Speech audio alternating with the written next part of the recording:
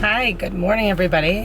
Sorry about the weird lighting. I am in my car. I find it's really easy to vlog in here because it's quiet and although let me shut the car off. It is in park, but I can hear like the motor running. So I wanted to do a quick update. I know at 4 months I had said that Lewis was going to see a neurosurgeon to see if some of the sutures or whatever they're called in his skull, the plates had fused together prematurely. We had a great appointment with a neurosurgeon, and it didn't require any surgery or helmets right away, but they did say that he needed physical therapy. And so we did exercises with him. A physical therapist did a couple exercises with him, and then we did them at home as well.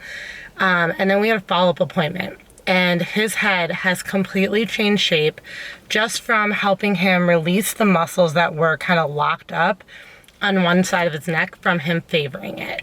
So at the neurosurgeon appointment, basically they said no surgery, no helmet, and they had no reason to be concerned.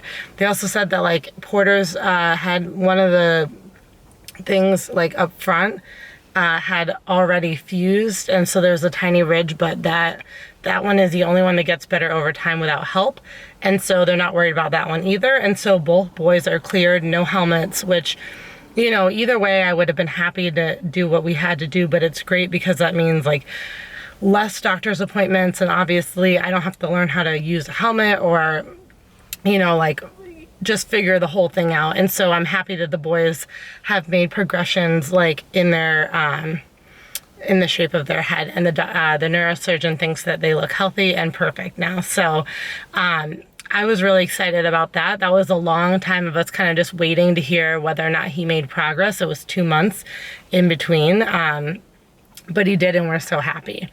The 6-month update. So right now, the boys are currently in their nursery. They are sleeping in their cribs. We are on a very strict schedule. I did a sleep video, and I'll probably link that below. But basically, they wake up at 7 on their own between 6:30 and 7. Some days it's 6. It just depends. They take a nap, they eat and they play, and then they take a nap at 9. They wake up at 10. They eat, they play, they take a nap at 12 to 2:30.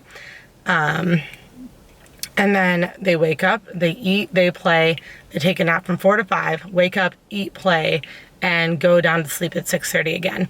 This schedule has been working really well for us. For the first couple weeks of doing it, you know, they woke up at different points during the night, and I'm just really excited that they've been sleeping longer stretches. They've actually a couple nights slept from 6:30 at night till 6:30 in the morning.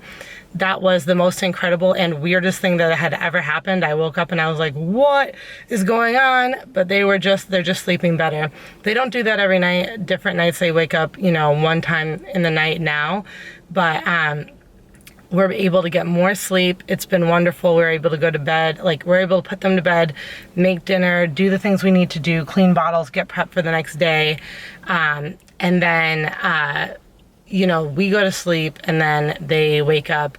You know, if they are waking up, it's usually around 3 or 5 to eat, which is so close to when they have to, like, wake up anyways. But if they're starving, they're starving. And so, you know, the earliest that they've woken up recently, I'm trying to think, probably 3 o'clock, like around 3:30. So we are getting a larger stretch of sleep.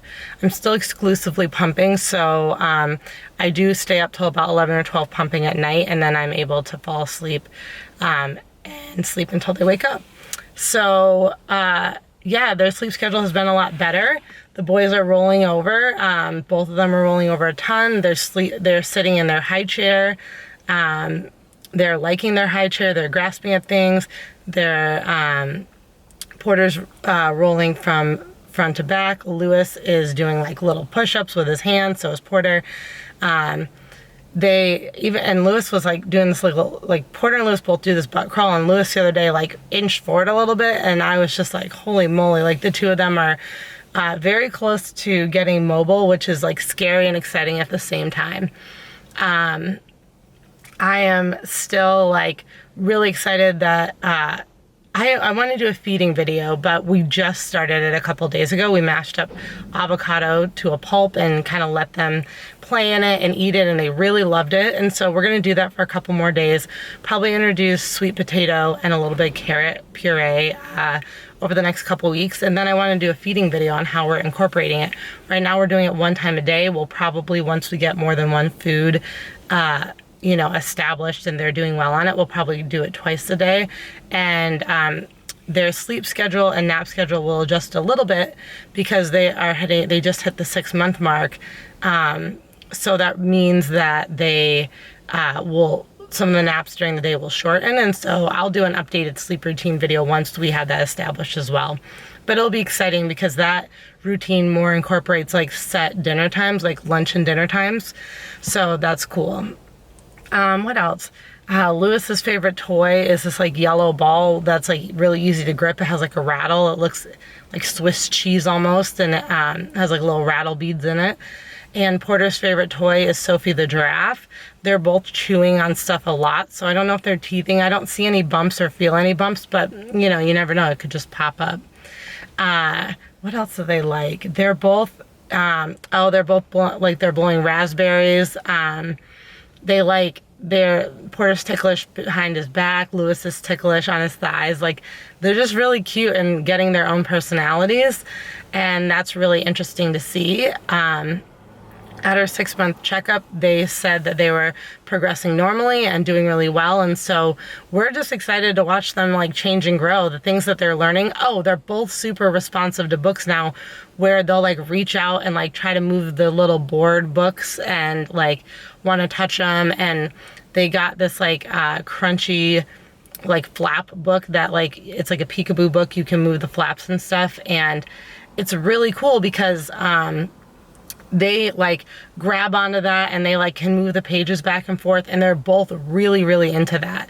I thought that was just awesome because, you know, well, maybe you don't know, but I was a huge book nerd growing up. Like I read books. I just feel like I read thousands of books as a kid. I went to the library and I would just read through entire shelves. We had a big bookshelf in my house, the 2 bookshelves on either side of this like hall walkway that I remember. And I just read constantly, and like I hope that the boys enjoy it the way I enjoyed it. It took me to like amazing places. I look back and I think that was the coolest part of my childhood, was, you know, having books teach me a lot of things, like have my parents introduce me to things and then be able to go read about it. And so I hope the boys really love reading as much as I did. But they are enthralled with books, and I think it's awesome because, you know, like they say read to your baby, it's good for their language development, but they don't really interact with you very much, or they're interacting with you and not really the book if they're doing it in the early months. And now, like, I can tell they're reacting to the book. Like, we move the peekaboo flap and their eyes light up, or, you know, I turn the page and they grab for the page and they're moving it back and forth. It's really, really cool. And they're really into it, you know? So, yeah, I was very excited. And so, yeah, so books are now a thing where they're kind of interactive, and like I think it becomes more exciting as they understand the books more. And I hope, you know, I can't wait for the day that they learn a word when we're reading. It's just like, I don't know. It's like the weird things I didn't think were going to be exciting. Like as a mom, I thought like, oh, when you learn how to crawl or walk or whatever, but there's all these tiny, tiny little milestones in between that like, I just never imagined, you know, them like grasping for the book for the first time. I literally was just like, whoa, you want to touch the book. You want to like turn the page because you see me turning the page. And then when they were turning the pages, they were just like staring intensely at the pictures. It was just really cool. So anyways, that's basically the update with the boys. Sleeping, feeding, like I said, they've only tried avocado right now. I will do a feeding schedule, but I want to obviously establish a little more of what we're going to do and see how that like fits in our everyday life. And then I will place some pictures or a clip, hopefully. I remembered to do that before I edit this video, or before our friends who edit my videos edit my video. I want to throw a clip in of the boys and how like just crazy, bouncy, and, you know, vibrantly like active they are, and throw some pictures up there and how big they are. Oh, update, they are both, so I think they're 16, Porter is 16 pounds, 14 ounces, and Lewis is 16 pounds, I want to say like maybe 12 ounces. I can't remember exactly. I know they're only a couple ounces apart again. They're both, let me think, 25 and 3/4, 26 inches long. I mean, they're doing great. They're in the 30th percentile though, so they're not really big boys. They're really big boys to me. Oh, and they also love being carried around in their carriers outside and going for walks. We've been going for walks anywhere from like 2 to 4 times a day, and the boys are loving it. And for me, again, it's that change in like we were just walking around with them and they were kind of like babbling at us and looking at us and looking around. And now they're actually like really interested in like the plants that we go by and the sounds and the people that walk by. So it's really, really cool. Anyways, that's it for my 6-month update. I hope you guys enjoyed it. Enjoy some cute pictures of the boys after this. And I will get a updated sleeping schedule once we make the adjustments, and then an updating, or actually our first feeding video, and maybe even record them trying a new food. I think that would be really cool. We did record them eating their first avocado, so I can't wait to share that with you. It was really fun. All right, guys, like always, if you like this video, give it a thumbs up and leave any questions below for me. What were your babies doing at 6 months that you thought was really, really cool? And when did you make the transition to shorter naps during the day?